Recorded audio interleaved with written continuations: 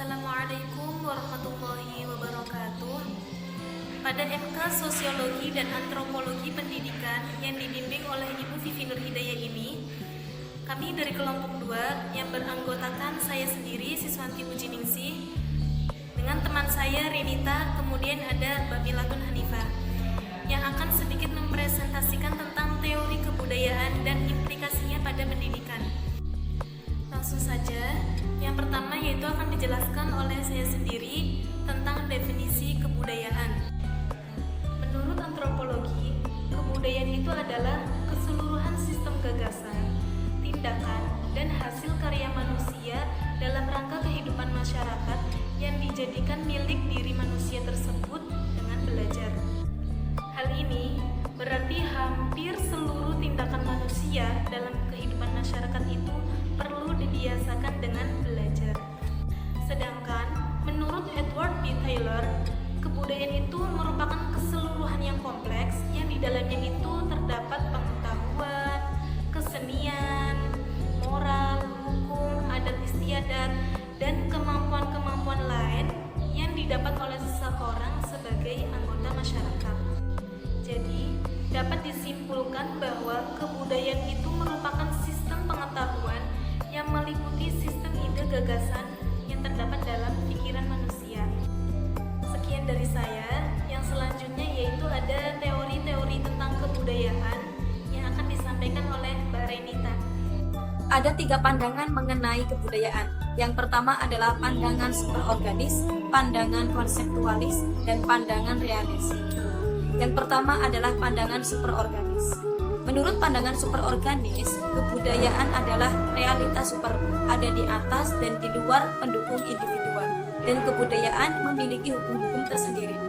Contoh kebudayaan misalnya teknologi dan ekonomi.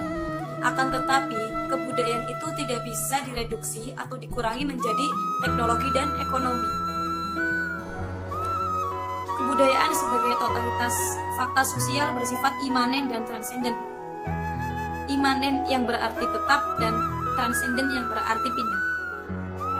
Di satu pihak, kebudayaan bekerja dalam diri individu, membimbing untuk berperilaku menurut cara-cara tertentu. Dan di pihak lain, kebudayaan bekerja ada di luar mereka. Jadi kebudayaan ada di luar mereka dalam bentuk representasi kolektif agar mereka itu menyesuaikan diri. Kebudayaan adalah sebuah kesadaran kolektif. Apa yang terbaik bagi manusia itu datang dari kebudayaan. Dari kebudayaan itu bekerja dalam diri individu, dan perilaku manusia itu ditentukan secara budaya. Adapun tokoh-tokoh superorganis lain yaitu seperti Malinowski, Frober, dan L.A. White. Dalam dunia pendidikan, superorganis berpandangan bahwasanya pendidikan adalah sebuah proses yang dikontrol oleh kebudayaan. Kebudayaan mengontrol orang dan membentuknya sesuai dengan tujuan kebudayaan itu apa. Nah, pendidikan merupakan suatu alat yang digunakan oleh masyarakat untuk melaksanakan kegiatannya sendiri sesuai tujuannya. Nah, misalkan gini, masa lagi damai, masanya damai. Maka masyarakat akan dididik untuk damai, dan apabila masa itu lagi perang, maka masyarakat dididik untuk perang.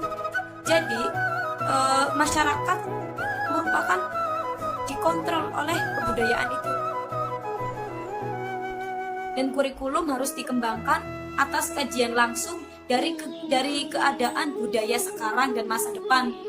Kurikulum harus meliputi semua gagasan, sikap, dan keterampilan yang memungkinkan individu tersebut dapat mendukung kekuatan-kekuatan budayanya. Yang kedua adalah pandangan konseptualis. Menurut pandangan konseptualis, kebudayaan bukanlah suatu entitas atau wujud, tetapi sebuah konsep yang digunakan oleh antropolog untuk menghimpun fakta-fakta yang terpisah.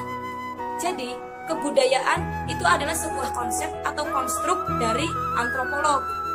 Nah, kebudayaan itu hanya ada dalam pikiran individu-individu yang membentuk suatu masyarakat, dan tidak ada determinasi budaya.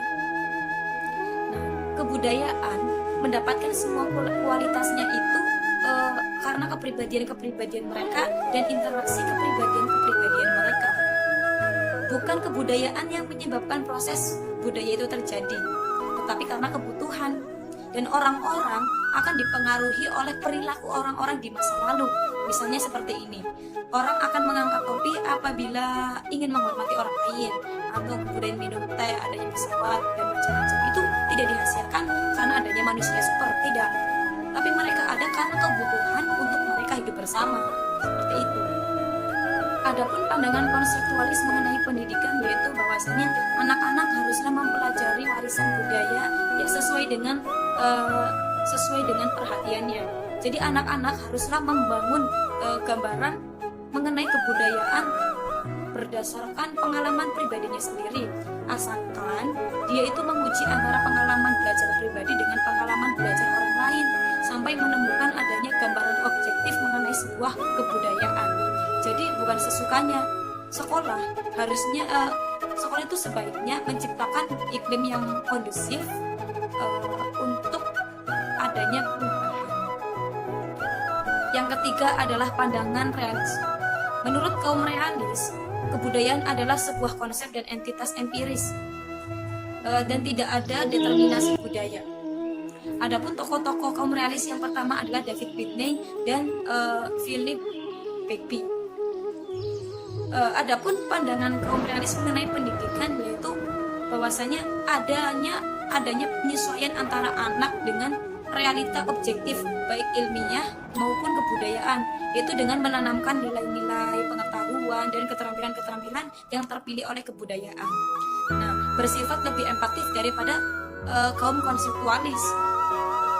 Kaum ini itu lebih menghargai nilai-nilai permanen, tetapi juga menyukai yang namanya perubahan walaupun tidak sekuat kaum rekonstruksionisme. Sekian penjelasan dari saya mengenai teori-teori kebudayaan. Adapun selanjutnya akan dijelaskan oleh Mbak Mira. Kebudayaan terhadap pendidikan.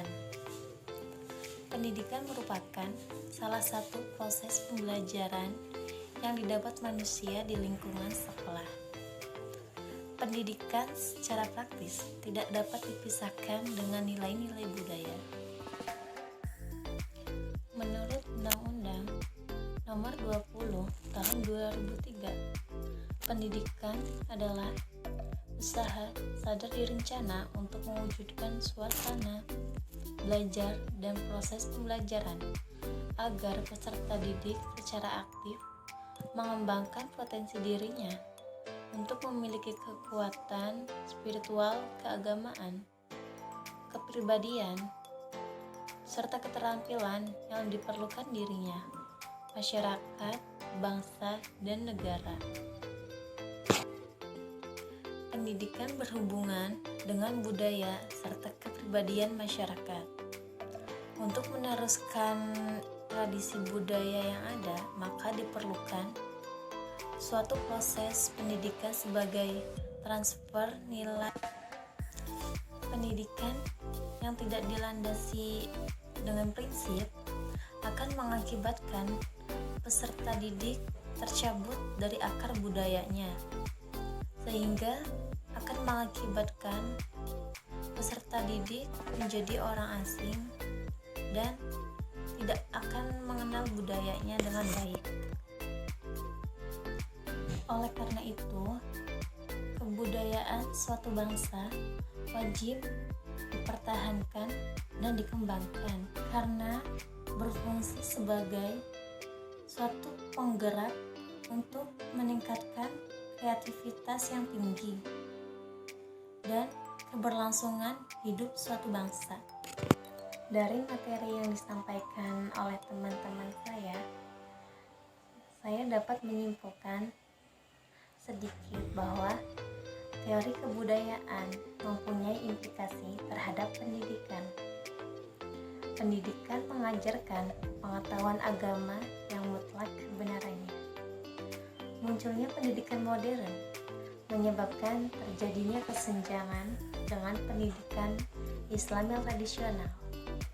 Cepat atau lambat, mau atau tidak, harus mengikuti perkembangan kebudayaan yang ada. Pendidikan modern hendaklah menjaga keseimbangan antara kehidupan realistik dan kehidupan idealistik. Segi-segi agama tidak boleh dikalahkan atau dikesampingkan. Munculnya aliran etika barat yang sengaja atau tidak, disadari atau tidak, telah mempengaruhi sebagian umat Islam.